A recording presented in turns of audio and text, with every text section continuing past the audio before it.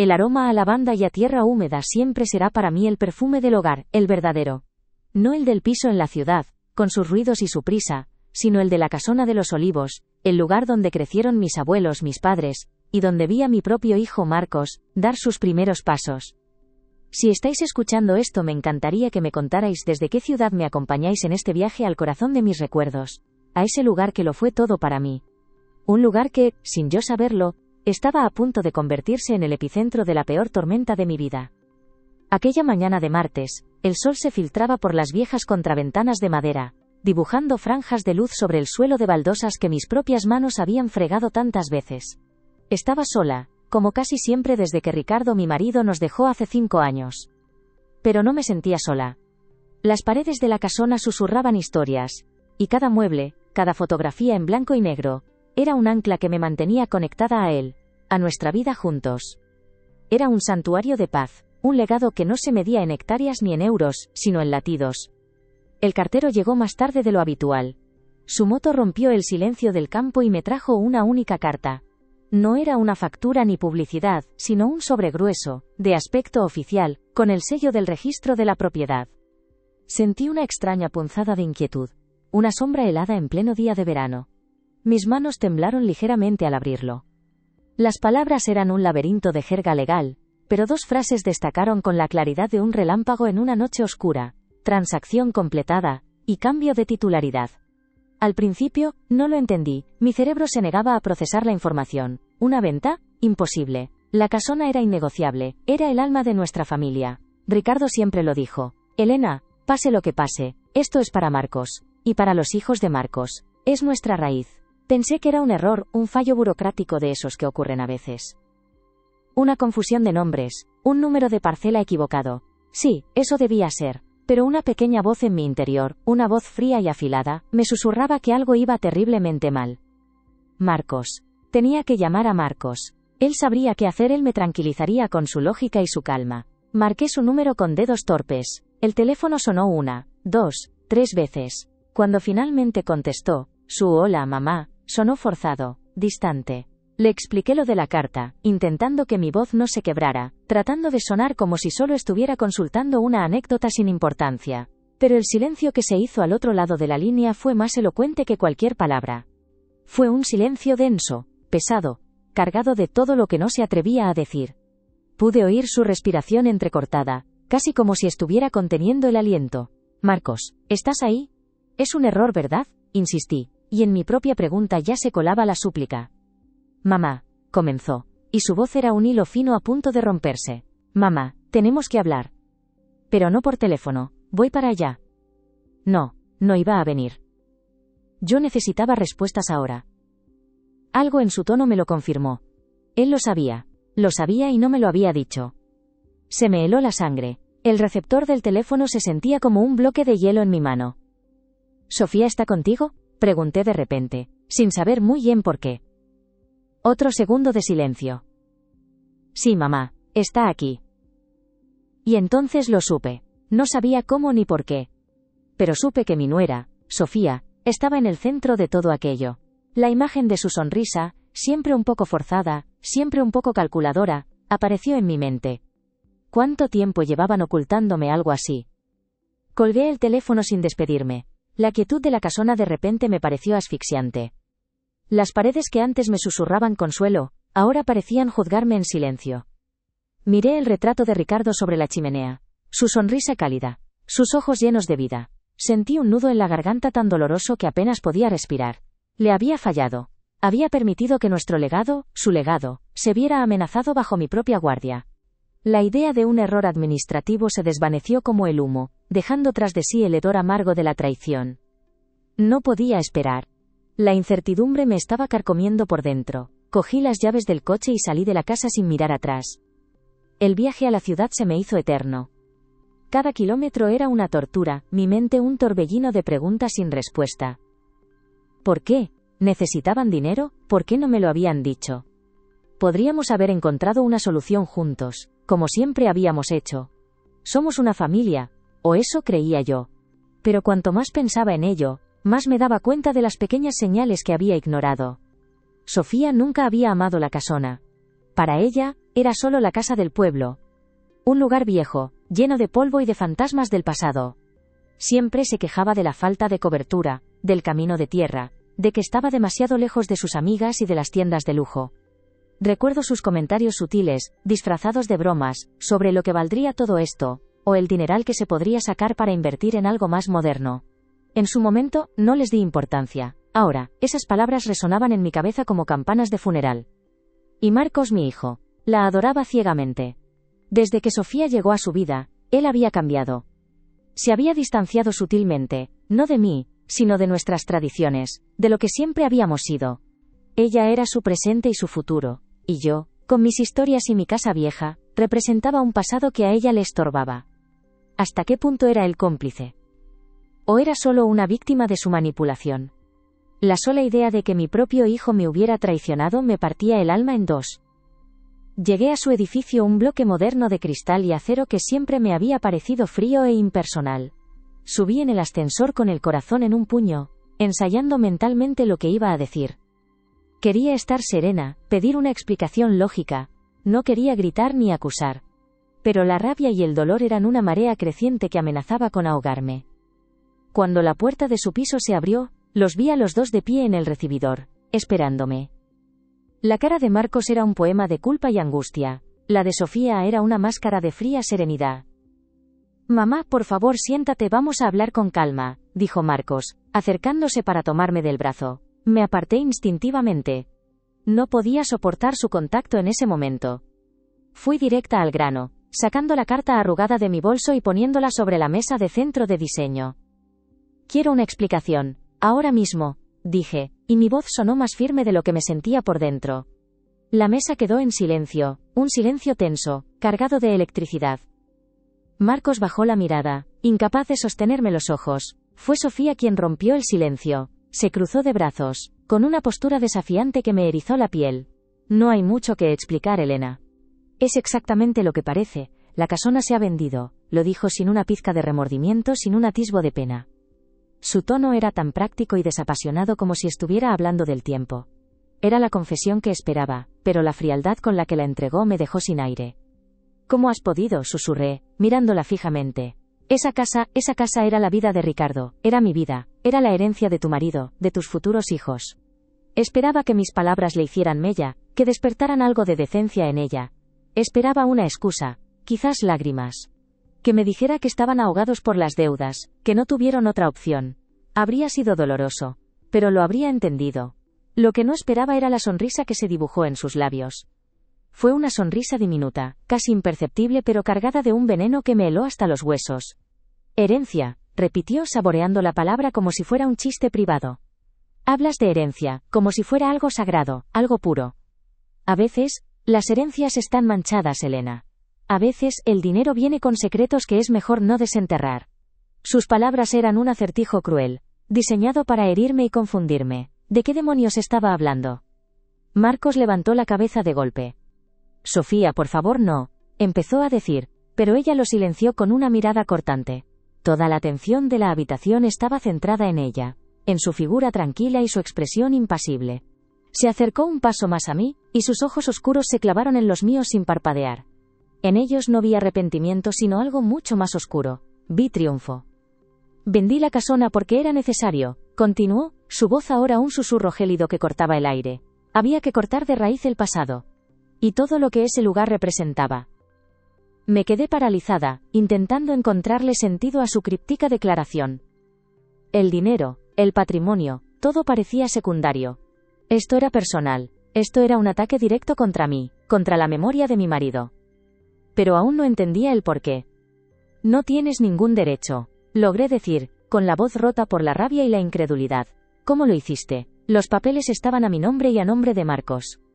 Ella se encogió de hombros, un gesto de indiferencia que fue como una bofetada. «Tu hijo hace cualquier cosa por mí».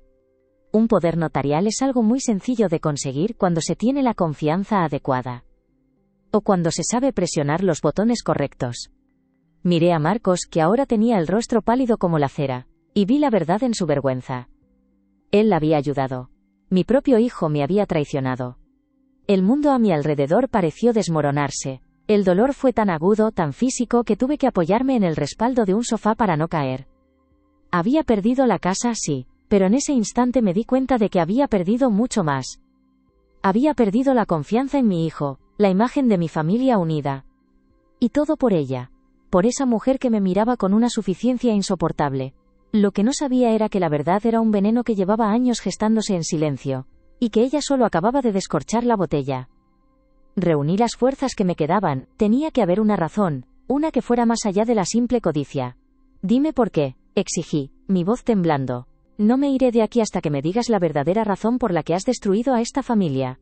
Sofía me sostuvo la mirada durante un largo instante. La frialdad de sus ojos era casi inhumana. Se inclinó ligeramente hacia mí, como si fuera a compartir el más íntimo de los secretos. Y las palabras que salieron de su boca no solo hicieron temblar los cimientos de nuestra familia, sino que demolieron todo mi pasado, todo lo que yo creía saber sobre el hombre al que había amado. Lo hice, dijo lentamente, asegurándose de que cada sílaba se clavara en mí como un puñal, porque tu querido marido Ricardo me lo suplicó antes de morir.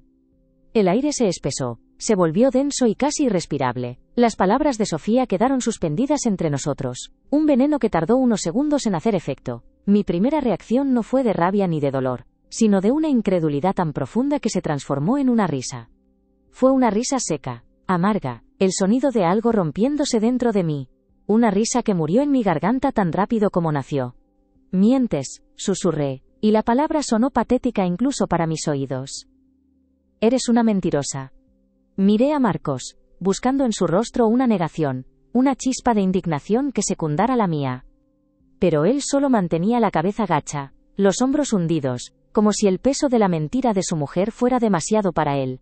Era la imagen de la derrota. Sofía, en cambio, no vaciló, su calma era monstruosa, inhumana. La verdad duele, Elena, sobre todo cuando has vivido tanto tiempo creyendo en una fantasía. Se acercó a una cómoda de diseño, abrió un cajón y sacó un sobre amarillento por el tiempo. Lo sostuvo entre sus dedos con una delicadeza teatral, como si fuera un arma preciosa. Ricardo no era el santo que tú creías. Tenía secretos que lo estaban consumiendo. No te atrevas a manchar su memoria, dije dando un paso hacia ella, la rabia empezando a hervir en mis venas, desplazando al fin el shock inicial.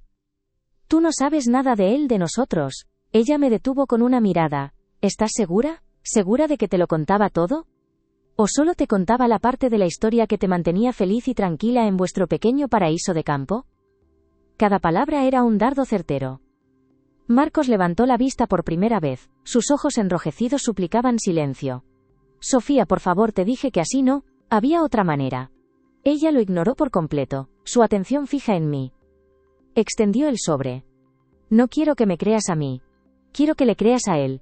Mis ojos se clavaron en el sobre. Mi nombre, Elena, estaba escrito en la parte delantera. Y la caligrafía.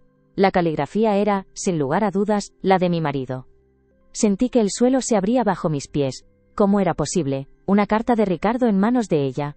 Mis dedos temblaban tanto que apenas pude cogerla. El papel era frágil, quebradizo. El simple acto de abrirlo me pareció una profanación, una traición a nuestros años de confianza. Dentro había varias hojas dobladas, cubiertas de la misma letra inclinada y elegante que yo conocía tan bien. Léela, me instó Sofía, su voz ahora más suave, pero no por ello menos cruel. Léela, y luego dime si Ricardo quería de verdad, que esa casa, con todo lo que representaba, siguiera siendo vuestro legado. No quería hacerlo. No delante de ella. No quería darle la satisfacción de verme derrumbarme. Pero la necesidad de saber, de entender, era más fuerte que mi orgullo. Mis ojos buscaron las primeras líneas. Elena, mi amor, si estás leyendo esto es porque ya no estoy a tu lado para protegerte de la verdad. Sentí un nudo en la garganta, seguí leyendo, saltando frases, buscando un sentido en medio del caos. Perdóname, la casona no es lo que crees, su origen está manchado. Un dinero que nunca debí aceptar. Las palabras bailaban ante mis ojos, perdiendo su significado. ¿Dinero manchado? ¿De qué estaba hablando? No, no puede ser. Balbuceé, negando con la cabeza. Él construyó esa casa con su esfuerzo, con el sudor de su frente. Yo estuve allí, lo vi. Sofía soltó una pequeña risa sin alegría. El dinero para comprar los terrenos, Elena. El dinero inicial. Pregúntate de dónde salió. Pregúntate por qué tu marido, un simple maestro de escuela, pudo permitirse de la noche a la mañana comprar la mejor finca del valle. La pregunta se instaló en mi mente como una serpiente venenosa. Era cierto. Nunca me lo había cuestionado. Yo era joven, estábamos enamorados, y su repentina fortuna me pareció un golpe de suerte, una pequeña herencia de un pariente lejano. O eso fue lo que él me dijo. Confié en él ciegamente. ¿Había sido una tonta durante más de 30 años? La carta continuaba, y cada frase era una puñalada más profunda. Este secreto ha sido mi cárcel, y la casona sus barrotes dorados. No quiero que este peso caiga sobre Marcos. No quiero que esta mentira se perpetúe. Y entonces llegó la frase final, la que lo sellaba todo. Por eso le he pedido a Sofía, que conoce toda la historia, que se deshaga de ella, que venda la casa, que limpie nuestro nombre. Confío en ella para hacer lo correcto. Perdóname. Levanté la vista de la carta sintiéndome vacía, hueca. Miré a mi hijo. Su silencio era una confesión. Él también lo sabía. ¿Desde cuándo?, pregunté, mi voz apenas un susurro. Marcos tragó saliva, incapaz de mirarme a los ojos. Mamá, me lo contó todo antes del final. Me hizo prometerle que ayudaría a Sofía. Yo no quería, te lo juro, pero se lo debía, era su última voluntad. Se lo debía, esa frase resonó en la habitación. Le debía lealtad a un secreto, no a su madre. Le debía obediencia a su mujer, no al dolor que me estaba causando. La traición ya no era solo la venta de una casa. Era algo mucho más profundo, más antiguo. Era un pacto secreto del que yo había sido excluida, la única ignorante en una obra de teatro que llevaba años representándose. Arrugué la carta en mi puño, el papel protestando con un crujido seco. No me lo creo, dije, aunque una parte de mí ya lo hacía. Esto es una farsa. Una manipulación tuya, espeté señalando a Sofía. Has envenenado a mi hijo en mi contra, y ahora quieres envenenar el recuerdo de mi marido. Sin decir una palabra más, me di la vuelta y me dirigí a la puerta. Necesitaba aire, necesitaba escapar de esa atmósfera tóxica. ¿A dónde vas?, gritó Marcos a mi espalda. Mamá, espera, tenemos que hablar. No me detuve. Abrí la puerta y salí al pasillo, huyendo de sus voces, de sus mentiras. El viaje de vuelta fue una nebulosa. No recuerdo cómo llegué a mi piso de la ciudad. No podía volver a la casona. Ya no era mi hogar. Era una escena del crimen, el mausoleo de una mentira. Una vez dentro, cerré la puerta y me apoyé en ella, dejando que el peso de todo me aplastara. Lloré. Lloré por mi marido, el hombre que creía conocer y que ahora era un extraño. Lloré por mi hijo, convertido en un cómplice silencioso. Y lloré por mí, por mi soledad y mi estupidez. Pero las lágrimas no duraron mucho. La pena dio paso a una rabia fría y decidida. Si Ricardo tenía un secreto, yo lo iba a descubrir. No iba a dejar que la versión de Sofía fuera la única historia. Alisé la carta sobre la mesa de la cocina y la leí una y otra vez, buscando pistas, algo que no encajara. La firma era real. Los giros de las frases, las palabras que usaba. Era él. Pero algo dentro de mí se negaba a aceptarlo. ¿Confiar en Sofía? ¿Ricardo? Jamás se llevaron bien. Él la toleraba por Marcos, pero siempre la consideró fría y materialista. No tenía sentido. Pasé la noche en vela, recorriendo el apartamento como un fantasma. Abrí cajas viejas, álbumes de fotos, buscando una cara desconocida, un nombre, algo. Al amanecer, agotada pero con una nueva determinación, me dirigí a su despacho. El pequeño cuarto que él usaba cuando nos quedábamos en la ciudad. Hacía años que no entraba nadie allí. El aire estaba viciado, olía a papel viejo y a recuerdos. Me senté en su viejo sillón de cuero, pasando los dedos por la madera gastada de su escritorio. Si había un secreto, tenía que estar aquí. Empecé a revisar los cajones, uno por uno. Papeles de banco antiguos, declaraciones de la renta, cartas de amigos. Nada. Estaba a punto de rendirme cuando mis dedos notaron una irregularidad en el fondo del último cajón. Presioné y una pequeña sección de la madera se hundió, revelando un compartimento oculto. El corazón me dio un vuelco. Se me heló la sangre al pensar en lo que podría encontrar. Con manos temblorosas, metí los dedos en el hueco. Dentro, no había fajos de billetes ni documentos comprometedores. Dentro, solo había una pequeña llave metálica, fría al tacto, con un número grabado en ella, y el logo de un viejo banco del centro. Una llave de una caja de seguridad. Mientras mis dedos se cerraban sobre esa llave helada, sentí que estaba a punto de cruzar un umbral sin retorno. Si esta historia os está atrapando tanto como a mí me ahogó en su momento, No olvidéis suscribiros y contarme en los comentarios qué haríais en mi lugar. ¿Confiaríais en la carta o buscaríais la verdad por vuestra cuenta? Aquella llave era una promesa. La promesa de una respuesta. Era la voz de Ricardo desde la tumba. Una voz que no estaba mediatizada por Sofía. Era mi única esperanza de desentrañar la verdad. No esperé ni un minuto. Cogí mi bolso, la llave y la carta, y salí del apartamento con una energía que no sabía que poseía. El banco no estaba lejos. El edificio era una construcción solemne, de mármol y bronce, un templo del dinero y los secretos. Me sentí pequeña e insignificante al entrar. Me dirigí al mostrador, mi voz temblando ligeramente al explicar lo que necesitaba. El empleado me guió a una sala privada en el sótano, un lugar silencioso y frío, con hileras de pequeñas puertas metálicas. La nuestra era la 347. Entregué la llave y mi identificación. El hombre comprobó los datos en su ordenador, tecleando lentamente. Yo contenía la respiración. Estaba a punto de descubrirlo todo. La verdad sobre el dinero, sobre la casona, sobre mi marido.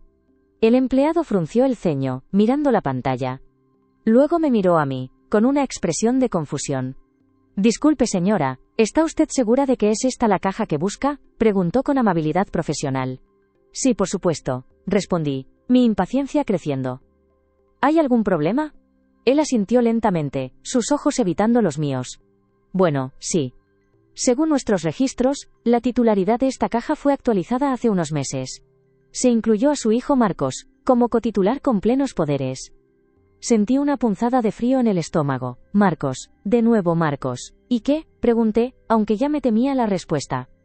El hombre se aclaró la garganta, visiblemente incómodo. «Y según el registro de acceso, la caja fue abierta la semana pasada por el señor Marcos y su esposa, la señora Sofía. Se llevaron todo el contenido». El mundo se detuvo. El silencio de la sala se hizo ensordecedor. Las palabras del empleado rebotaban en mi cabeza sin encontrar un lugar donde posarse. Se llevaron todo. La semana pasada. No fue una decisión impulsiva. No fue una reacción a la muerte de Ricardo. Había sido un plan. Un plan meticuloso, frío y calculado, ejecutado a mis espaldas. Me quedé de pie, paralizada, mirando la puerta metálica cerrada de la caja 347. Detrás de ella no había nada. Estaba tan vacía como mi vida en ese momento. Me habían arrinconado. Me habían cerrado todas las puertas. Habían vendido la casa. Se habían inventado una historia con una carta que ahora parecía más sospechosa que nunca. Y se habían asegurado de eliminar cualquier prueba que pudiera contradecirles. El empleado me decía algo, probablemente preguntándome si me encontraba bien, pero su voz era un zumbido lejano. Salí de la sala como un autómata, crucé el gran vestíbulo de mármol y volví a la luz del día, que ahora me parecía hiriente y extraña. Me detuve en mitad de la acera, mientras la gente pasaba a mi lado, indiferente a mi mundo hecho añicos. Y entonces, una nueva certeza tan clara y afilada como un trozo de cristal, se abrió paso a través de mi dolor. La traición era mucho peor de lo que había imaginado. No solo me habían robado el futuro, se estaban llevando también mi pasado. Y la verdadera pregunta ya no era por qué habían vendido la casa, sino qué había en esa caja que tenían tantísimo miedo de que yo encontrara. De pie, en mitad de la acera, el sol de mediodía me golpeaba el rostro sin piedad. El ruido de la ciudad, los coches, las sirenas a lo lejos, las conversaciones apresuradas de los transeúntes, todo se había convertido en un zumbido sordo y distante. Mi mundo se había encogido hasta caber en el espacio vacío que había detrás de una puerta metálica en el sótano de un banco. Vacío. ¿Cómo me sentía yo? Vacío y profanado. La primera oleada de dolor, la que me había hecho huir del piso de mi hijo, se había disipado, dejando en su lugar algo mucho más frío y afilado. La rabia. Era una rabia lúcida, gélida, que me recorría las venas y me aclaraba la mente. Ya no era una madre traicionada llorando por un legado perdido. Era una mujer a la que le habían declarado la guerra, y pensaban que no iba a luchar. Se equivocaban. Volví a mi piso, pero esta vez no me dejé caer en el sofá. No lloré. Fui directamente al pequeño despacho de Ricardo y me quedé mirando su retrato. Ya no buscaba consuelo en su sonrisa. La miraba con ojos nuevos, los ojos de una extraña. ¿Quién eras, Ricardo? ¿Quién eras en realidad, detrás del marido amoroso y el padre ejemplar? La pena es un lujo que ya no podía permitirme. Ahora solo había espacio para las preguntas. Sofía y Marcos habían planeado esto. La carta, la historia del secreto, la venta de la casona. todo formaba parte de un mismo movimiento. Y vaciar la caja de seguridad era la jugada final, para asegurarse de que yo no tuviera armas con las que defenderme. Pero ¿qué había en esa caja que tanto temían? No podía ser solo dinero. Tenía que ser algo más. Una prueba. La prueba que desmontaba su historia, o que, quizás, contaba una verdad aún más terrible. Necesitaba ayuda. Estaba sola en esto, y ellos eran dos. Mi mente empezó a trabajar a una velocidad febril, repasando nombres, caras, amigos de toda la vida. La mayoría eran amigos comunes, parejas con las que salíamos a cenar, gente que no se involucraría en un drama familiar tan sucio. Pero había alguien. Javier. Javier Serrano. El mejor amigo de Ricardo desde la universidad, su confidente, el padrino de Marcos. Y, lo más importante, un abogado retirado. No hablaba con Javier desde el funeral de Ricardo. Nuestra amistad se había enfriado, como tantas otras, ahogada por la rutina y la ausencia. Pero si había alguien en el mundo que conociera los secretos de mi marido, si es que existían, era él. Era un hombre de la vieja escuela, leal hasta la médula, de esos que creen que un apretón de manos vale más que un contrato. Cogí el teléfono, mis dedos marcando su número de memoria, y recé para que no me fallara. La voz de Javier al otro lado de la línea fue un bálsamo. Sonaba más vieja, más cascada, pero era la misma voz firme y tranquila que recordaba. Le pedí que nos viéramos, le dije que era urgente, que se trataba de Ricardo. No hizo preguntas. Estaré en el café de siempre en 1 hora, dijo. El café de siempre. El lugar donde él y Ricardo habían arreglado el mundo 1000 veces con una copa de coñac en la mano. Era una buena señal. Llegué antes que él, y pedí un café que no pensaba tocar. Mis manos temblaban sobre la mesa. ¿Y si Javier no me creía?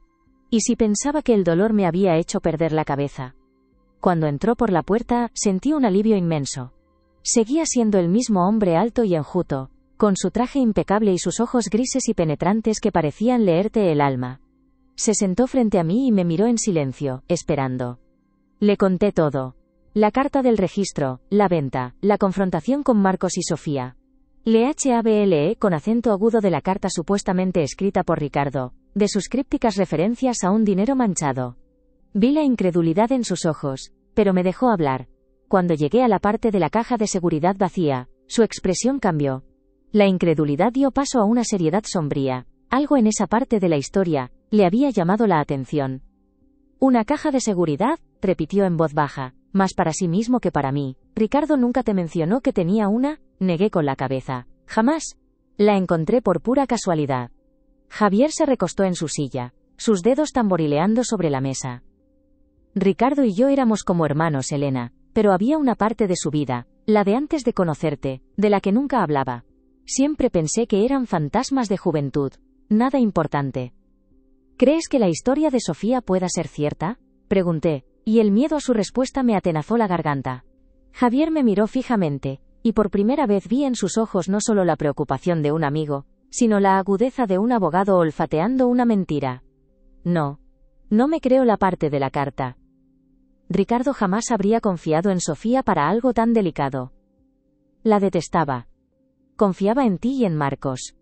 Y si hubiera querido que la casa se vendiera, te lo habría dicho a ti, o me lo habría dejado a mí como albacea. Esto huele mal, Elena. Huele a podrido. Sus palabras fueron como una bocanada de aire fresco en una habitación cerrada. No estaba loca. Mi instinto no me fallaba. Pero ¿por qué harían algo así? ¿Solo por el dinero? Javier negó con la cabeza. El dinero es el motivo, pero la caja de seguridad vacía es la clave. No querían que encontraras algo. Algo que les habría impedido vender la casa, o peor aún, algo que les habría expuesto. De repente, ya no éramos dos amigos tomando un café. Éramos dos aliados trazando un plan. Decidimos que el primer paso era atacarles donde menos se lo esperaban, no con acusaciones sino con conocimiento. Tenía que hacerles ver que sabía más de lo que ellos creían. Esa misma tarde, volví a su edificio. Esta vez no llamé al timbre. Esperé en el portal, oculta en la penumbra, hasta que vi llegar su coche. Se bajaron riendo de algo, Sofía colgando del brazo de mi hijo. La imagen me revolvió el estómago. Salí a su encuentro justo cuando iban a entrar en el ascensor. La sonrisa de Marcos se congeló en su rostro al verme. Sofía, en cambio, recompuso su máscara de indiferencia en una fracción de segundo. «Mamá, ¿qué haces aquí? Podrías haber llamado». Ignoré a mi hijo.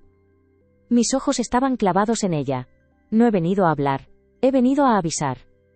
¿Avisarnos de qué?, espetó Sofía, con un tono de superioridad que ya no me intimidaba. Me acerqué a ellos invadiendo su espacio personal, obligándola a retroceder un paso. He estado en el banco, dije, mi voz baja y controlada. En la caja 347, qué curioso, ¿verdad? La encontrasteis justo a tiempo, antes de que pudiera hacerlo yo. Pude ver un destello de pánico en los ojos de Marcos. Miró a Sofía, buscando su guía. Ella no flaqueó. No sé de qué hablas, Ricardo nos informó de esa caja. Era parte de sus últimas voluntades. La mentira era tan burda, tan descarada, que casi me reí. Claro. Y supongo que su última voluntad también era que la vaciarais y os quedarais con todo lo que había dentro. ¿Qué era, Sofía? ¿Qué había que os daba tanto miedo? La tensión en el pequeño vestíbulo era tan densa que se podía cortar con un cuchillo. Marcos intentó intervenir. Mamá, por favor, estás montando una escena. Sube y lo hablamos con calma. No hay nada que hablar con calma, estallé, perdiendo el control por un segundo. Habéis profanado la memoria de vuestro padre y me habéis robado mi hogar. ¿Y ahora quieres calma? Fue Sofía quien me silenció. Se acercó a mí, su rostro a escasos centímetros del mío, su aliento frío como el hielo. Ten mucho cuidado, Elena, siseó, su voz un veneno puro. Hay verdades que es mejor dejar enterradas. Si sigues cavando, lo único que vas a encontrar es el cadáver de la imagen que tenías de tu marido. ¿De verdad es eso lo que quieres? ¿Destruir tus propios recuerdos por un montón de ladrillos viejos? Era un chantaje emocional de la peor calaña. Me estaba amenazando con la memoria de Ricardo. Me estaba diciendo que la verdad era tan horrible que preferiría vivir en la ignorancia. Me di la vuelta sin decir una palabra más. No iba a darles el gusto de verme derrumbarme otra vez. Mientras el ascensor se cerraba pude ver el rostro de mi hijo descompuesto por la culpa. Pero ya era tarde para eso. Llamé a Javier en cuanto llegué a la calle. Le conté la conversación, la amenaza de Sofía. Hubo un largo silencio al otro lado. Lo sabía, dijo finalmente. Hay algo más.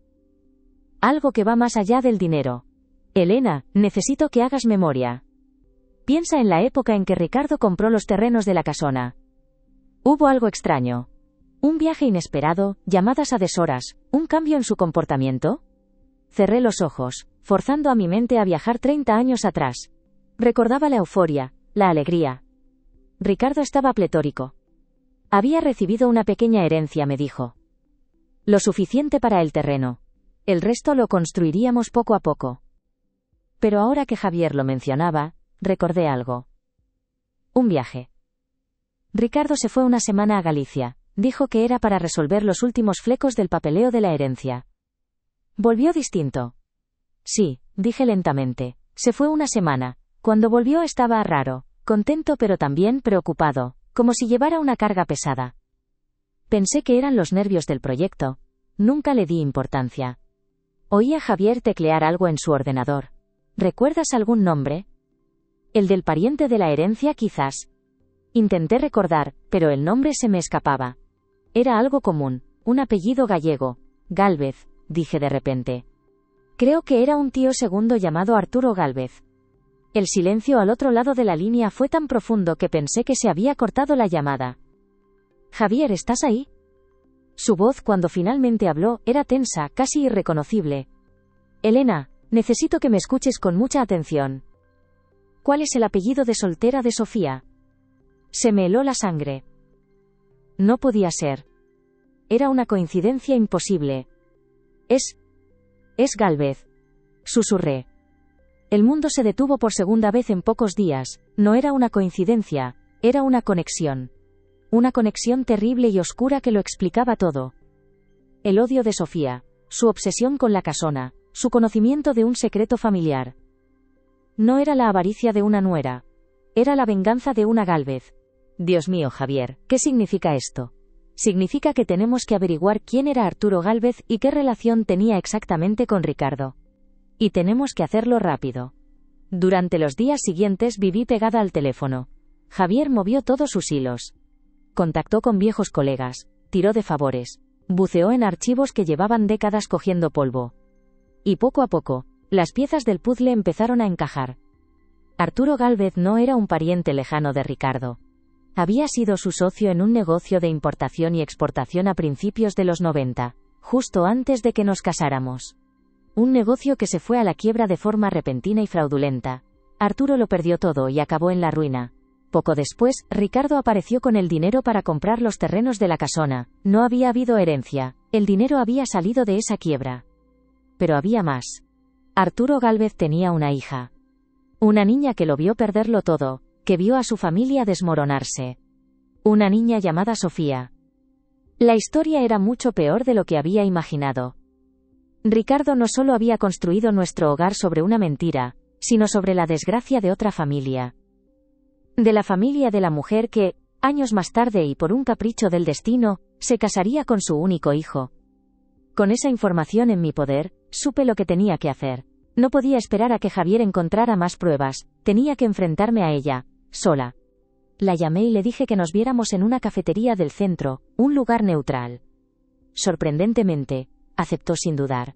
Cuando llegué, ella ya estaba allí, sentada junto a la ventana, removiendo un té con una calma exasperante. Me senté frente a ella, sin rodeos. Arturo Gálvez, dije, y su nombre fue como una piedra lanzada a un estanque en calma. Vi cómo sus dedos se tensaban alrededor de la taza. El único signo externo de su sorpresa. Era tu padre. Y fue socio de Ricardo. Ella levantó la vista de su té.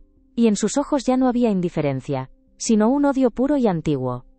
Veo que has estado haciendo los deberes, dijo con una sonrisa gélida. Me ahorras las explicaciones. Quiero saberlo todo, exigí. Quiero saber por qué mi marido arruinó al tuyo. ¿Y por qué tú has decidido destruir mi vida 30 años después? Sofía dejó la cucharilla sobre el plato con un tintineo metálico que resonó en el silencio que se había creado entre nosotras. Se inclinó sobre la mesa, su voz bajando a un susurro cargado de veneno. ¿Destruir tu vida? Yo solo estoy recuperando lo que es mío. Lo que tu marido le robó a mi padre. Esa casa, ese dinero, todo fue construido sobre las cenizas de mi familia. ¿Crees que fue un simple negocio que salió mal? ¿Crees que Ricardo fue solo un empresario más listo? Su intensidad me sobrecogió. Había algo más que una simple quiebra en su historia, algo que alimentaba ese rencor tan profundo. Mi padre confiaba en él, continuó, su voz temblando por primera vez de una emoción contenida. Eran amigos. Y Ricardo lo traicionó. Lo dejó sin nada, con deudas que no podía pagar y con la vergüenza de haber fallado a los suyos. Lo siento, empecé a decir, pero ella me cortó con un gesto brusco. No quiero tu lástima, quiero justicia. Se reclinó en su asiento, recuperando su compostura, y una expresión de triunfo cruel se dibujó en su rostro. Y ahora la tengo. He recuperado el valor de lo que nos quitó. He limpiado el nombre de mi padre. Algo en su historia no encajaba. La venganza era desproporcionada. Había algo más. Una pieza final que faltaba. ¿Y la carta?, pregunté. ¿Y la caja de seguridad? ¿Qué había allí dentro que te daba tanto miedo que yo encontrara? Su sonrisa se ensanchó. Una sonrisa que me heló la piel. La verdad, Elena, la verdad completa. Se levantó para irse, dejando el dinero del té sobre la mesa. Yo me levanté también, bloqueándole el paso. No te irás hasta que me lo digas. Ella me miró de arriba abajo, con una mezcla de desprecio, y una extraña forma de piedad. ¿Negocios? ¿Crees que fue tan simple como un negocio sucio? Se burló. Tu marido no fue su socio, Elena. Fue su verdugo, dijo, y cada palabra caía como una losa sobre mi corazón. Me quedé paralizada, sin entender. Ella se acercó a mi oído, su aliento era un susurro mortal. Él no solo le robó el dinero, le robó la vida. Ricardo es el responsable de la muerte de mi padre, y yo. Yo tengo cómo demostrarlo. Las palabras de Sofía cayeron en el aire viciado de la cafetería como una sentencia de muerte. Responsable de la muerte de mi padre. Tengo cómo demostrarlo. Mi mente se negó a procesar la frase. Era un ruido blanco. Una cacofonía de sílabas sin sentido. La miré, esperando ver en su rostro la mentira. El farol de una jugadora desesperada. Pero lo que vi fue una certeza tan absoluta, tan arraigada, que me robó el aliento. El mundo a mi alrededor, los murmullos de otras mesas, el tintineo de los cubiertos, todo se desvaneció. Solo existíamos ella y yo, suspendidas en un abismo de odio que se había abierto 30 años atrás. Quise gritar, quise abalanzarme sobre ella y sacudirla hasta que la verdad, mi verdad, volviera a su sitio. Pero no pude moverme. Estaba paralizada por el veneno de su revelación. Ella lo vio en mis ojos. vio cómo su victoria se asentaba en mi alma como una capa de ceniza. Con una última mirada de triunfo despectivo, se dio la vuelta y se marchó, dejándome sola con los escombros de mi vida. No sé cuánto tiempo permanecí allí sentada, mirando la silla vacía, la taza de té a medio beber. El camarero se acercó 2 veces a preguntarme si necesitaba algo más, yo solo negaba con la cabeza, incapaz de articular palabra. Salí a la calle como una sonámbula. El aire frío de la tarde me golpeó el rostro, pero no sentí nada. Mi cuerpo era una cáscara vacía. La amenaza de Sofía no era solo una acusación, era un arma de destrucción masiva apuntando directamente al corazón de mi memoria. Si decía la verdad, Ricardo no era el hombre que yo había amado, era un monstruo. Y si mentía, ¿qué clase de persona era capaz de inventar algo tan vil? En cualquier caso, yo ya había perdido. Llamé a Javier, mi voz era un hilo tembloroso y agudo. Le repetí las palabras de Sofía, y el silencio que siguió al otro lado de la línea fue aterrador. No fue un silencio de incredulidad, sino de profunda preocupación. Elena, esto es muy grave, dijo finalmente, su tono profesional incapaz de ocultar la alarma. Esto ya no es una disputa por una herencia. Es una acusación de homicidio, o como mínimo de inducción al suicidio. Necesito saberlo todo. Necesito que vengas a mi despacho. Ahora. En su oficina, rodeada de tomos de leyes que parecían juzgarme, le conté los detalles de la conversación. Javier escuchaba, tomando notas, su rostro una máscara impenetrable. Cuando terminé, se quedó pensativo durante un largo rato. Arturo Gálvez, murmuró. Busqué en los archivos de prensa de la época, su muerte fue registrada como un suicidio. Se arrojó desde un puente. La nota que dejó culpaba a la ruina de su negocio. Nunca se mencionó a Ricardo por su nombre en el informe policial, solo se hablaba de un socio desleal. ¿Entonces Sofía tiene esa nota?, pregunté, sintiendo un nudo de hielo en el estómago. Probablemente, asintió Javier, y la usará para destruirte. O más bien, para destruir el recuerdo de Ricardo y justificar todo lo que ha hecho. No podemos permitirlo. Tenemos que encontrar la verdad, la historia completa, la versión de Ricardo. Pero, ¿cómo? Ricardo estaba muerto. La caja de seguridad, vacía. Parecía un callejón sin salida, una trampa perfecta diseñada por ella. Pasaron 2 días de angustia insoportable. No comía, apenas dormía. Daba vueltas por mi piso, mirando las fotografías de Ricardo, buscando una respuesta en sus ojos sonrientes. ¿Era todo una farsa? ¿Había vivido una mentira durante más de 30 años? La duda era una tortura, un ácido que corroía cada recuerdo feliz que había atesorado. Fue en la 3ª noche, mientras miraba por la ventana la ciudad dormida, cuando una idea, un último recurso desesperado se formó en mi mente. La casona. Aunque estuviera vendida, aunque ya no fuera mía, sentía que la respuesta tenía que estar allí. Era el origen de todo, el monumento al secreto de Ricardo. Si él había dejado algo, una confesión, una explicación, estaría entre aquellas paredes. Sentí una necesidad visceral de volver, de pisar por última vez la tierra que había sido mi paraíso y mi infierno. Llamé a Javier y se lo dije. Intentó disuadirme, me dijo que era peligroso, que los nuevos dueños podían estar allí, que era allanamiento. Pero yo no le escuché, era algo que tenía que hacer. Sola. Conduje de noche, bajo una luna pálida que iluminaba la carretera como un camino fantasmal. Cada kilómetro que me acercaba a la casona aumentaba la opresión en mi pecho. Cuando llegué, y apagué el motor, el silencio del campo fue abrumador. La casa se recortaba contra el cielo estrellado, imponente y extraña. Ya no era mi hogar, era la tumba de un secreto. Usé la vieja llave que aún guardaba, la que abría la puerta trasera de la cocina. Rezaba para que no hubieran cambiado las cerraduras. La llave giró con un chirrido familiar, y la puerta se abrió. El aire del interior era frío y olía a cerrado, a abandono. Encendí la luz de mi móvil, y su haz tembloroso recorrió los muebles cubiertos con sábanas blancas, como fantasmas esperando en la penumbra. Subí directamente al pequeño estudio que Ricardo tenía en el piso de arriba, la habitación donde pasaba horas leyendo y escribiendo. Si había algo, estaría allí. El corazón me latía con fuerza contra las costillas, una mezcla de miedo y una extraña esperanza. Empecé a buscar de forma metódica, desesperada. Revisé cada libro, pasando las hojas por si había algo escondido. Golpeé las paredes buscando un hueco. Me arrodillé para examinar las tablas del suelo de madera. Nada. Estaba a punto de rendirme, de aceptar que Sofía había ganado, cuando mi mano rozó la parte trasera de la vieja chimenea de piedra. Noté un ladrillo que se movía ligeramente. Se me heló la sangre. Con los dedos temblorosos tiré de él. Cedió, revelando un pequeño hueco oscuro en el interior. Dentro, había una pequeña caja de metal oxidada. No era grande, apenas del tamaño de una caja de zapatos. Mis manos temblaban tanto que casi la dejo caer. La puse sobre el escritorio de Ricardo y busqué la forma de abrirla. No tenía cerradura, sino 2 pequeños pestillos. Los abrí con el corazón en la garganta. Dentro no había dinero, ni joyas, ni documentos legales. Dentro había varios cuadernos de tapa dura, gastados por el tiempo, y un fajo de cartas atadas con una cinta. Y encima de todo, un sobre cerrado con mi nombre.